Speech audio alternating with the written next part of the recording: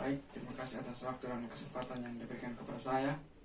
Perkenalkan, nama saya Wiwi Effendi Tolaka, NIM 1606020012,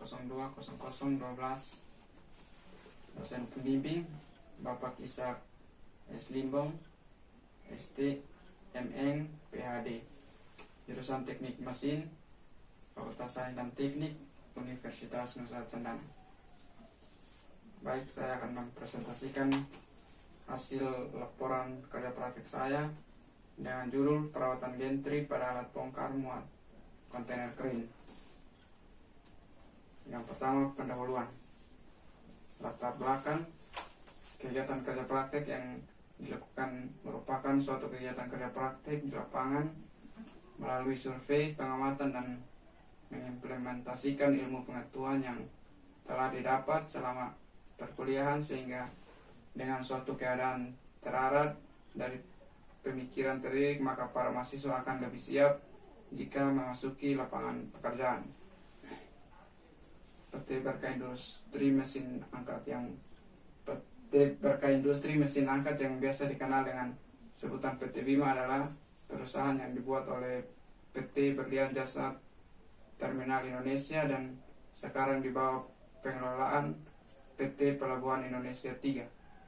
PT Bima bergerak di bidang industri, perdagangan, dan pemeliharaan peralatan pelabuhan. Yang berikut metode pengumpulan data. Ada 3, yaitu wawancara, pengamatan, studi pustaka. Yang pertama, wawancara. Proses ini dilakukan dengan cara tanya jawab dengan para mekanik dan pembimbing lapangan. Yang kedua, pengamatan. Proses ini dilakukan dengan cara turun langsung di lapangan dan melihat langsung objek yang menjadi tujuan. Yang ketiga, studi pustaka. Metode ini dilakukan dengan cara mempelajari berbagai teori yang telah ada dan berkaitan dengan permasalahan yang akan dibahas. Yang berikut, waktu dan tempat kerja praktik. Waktu dan tempat kerja praktik dilakukan selama 1 bulan, terhitung dari tanggal 18 Februari sampai tanggal 18 Maret 2020. Tempat kerja praktik di PT Bima Mesin Angkat Kupang. Yang berikut, gambaran umum perusahaan. Sejarah perusahaan PT Berkah Industri Mesin Angkat Kupang. PT Berkah Industri Mesin Angkat Kupang, atau lebih dikenal dengan sebutan PT Bima, adalah salah satu anak perusahaan PT Berlian Jasa Terminal Indonesia yang berdiri pada 10 November 2015, bergerak di bidang pemeliharaan peralatan pelabuhan dan proyek mekanikal yang terus tumbuh sebagai perusahaan terpercaya dan siap menjawab tantangan di dunia bisnis dan industri yang demikian pesat. Yang berikut, gambaran teknologi permesinan perusahaan. Ada 3, yaitu kontainer ganti kering. Yang kedua, rubber tirat gantry. Yang ketiga, restart gear. Yang pertama, kontainer ganti kering atau CC merupakan alat yang dipakai untuk memindahkan berbagai jenis barang, khususnya peti kemas, dari dalam kapal ke pelabuhan dan sebaliknya, dari pelabuhan ke dalam kapal. Alat ini dipasang di pinggir dermaga secara permanen dengan menggunakan rel sehingga dapat bergerak ke kiri dan ke kanan. Yang kedua, rubber tirat gantry atau RTG merupakan alat bongkar muat kontainer yang digunakan untuk memindahkan peti kemas dari tempat penyimpanan ke truk kontainer.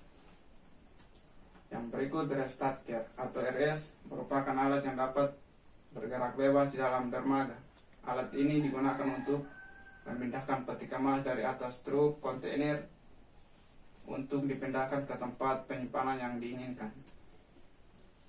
Yang berikut, pengertian perawatan.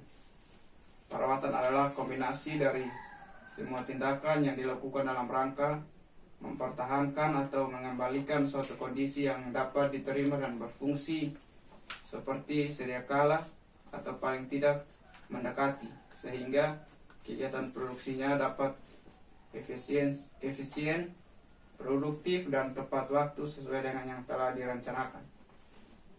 Ganti kering. Fungsi dari gantry crane adalah sebagai penopang keseluruhan berat kontainer crane serta sebagai penggerak jalannya kontainer crane ke arah kiri maupun ke arah kanan melalui rel yang terbentang di sepanjang dermaga. Yang berikut komponen-komponen gantry. Ada 4 komponen-komponen gantry yang terdapat di kontainer gantry crane.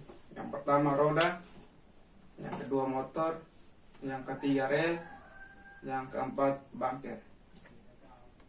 Yang pertama roda. Roda berfungsi untuk berjalannya kontainer crane baik itu dari arah kiri maupun kanan. Roda ini juga berfungsi sebagai penopang keseluruhan berat kontainer. Yang kedua motor. Motor berfungsi sebagai penggerak roda. Roda akan bergerak jika motor digerakkan oleh tenaga diesel.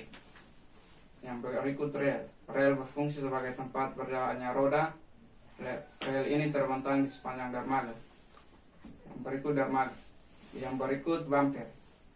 Bumper berfungsi sebagai penahan gantry. Jika gantry menabrak pembatas rel, maka bumper ini akan menahan tabrakan dari bumper ke pembatas rel, sehingga gantry tidak akan keluar dari jalur rel. Yang berikut kegiatan kerja yang dilakukan. Ada 4 kegiatan yang saya lakukan, yaitu penggantian oli, memberikan pelumas pada speeder, penggantian ban, dan penggantian filter oli. Yang pertama, penggantian oli. Penggantian oli yang secara rutin dilakukan untuk meminimalisasi gesekan-gesekan antara komponen mesin sehingga gesekan mesin menjadi halus dan tidak mengalami keausan. Yang kedua, memberikan pelumas pada speeder. Kegiatan yang dilakukan yaitu memberikan pelumas atau gumuk pada bagian-bagian yang mengalami korosi. Yang keempat, penggantian ban. Dilakukan karena permukaan ban yang sudah halus dan sudah tidak layak dipakai. Yang keempat, penggantian filter oli. Kegiatan ini dilakukan untuk mengganti filter oli lama yang sudah tidak layak pakai lagi untuk digantikan dengan filter oli yang baru. Yang berikut pembahasan. Perawatan pada karet atau bumper. Pada umumnya, kerusakan komponen bumper atau karet secara tiba-tiba adalah akibat yang timbul dari kurangnya pengawasan pada tiap komponen alat bongkar muat. Kurangnya pengawasan terhadap karet atau bumper yang sudah lama terpakai.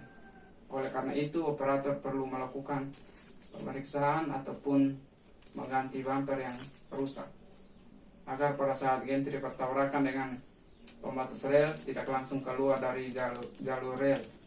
Jika roda gantry sampai keluar dari jalur rel, maka ini akan mengakibatkan proses bongkar muat peti kemas akan menjadi terhalang.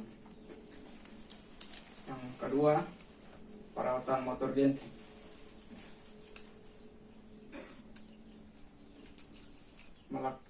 Yang pertama, melakukan pengecekan motor gantry sebelum atau sesudah pengoperasian dan melakukan pengawasan pada saat motor gantry beroperasi. Yang kedua, melakukan penanganan secara langsung apabila motor gantry terbakar, seperti mengganti motor gantry yang terbakar, lalu mengulung ulang lilitan motor gantry yang terbakar. Yang ketiga, melakukan pergantian motor gantry yang baru sesuai dengan prosedur atau jadwal yang telah dibuat, supaya motor gantry bisa melakukan operasi yang baik dan terhindar dari kerusakan terus-menerus. Baik, demikian hasil presentasi laporan kerja praktik saya. Sekian dan terima kasih.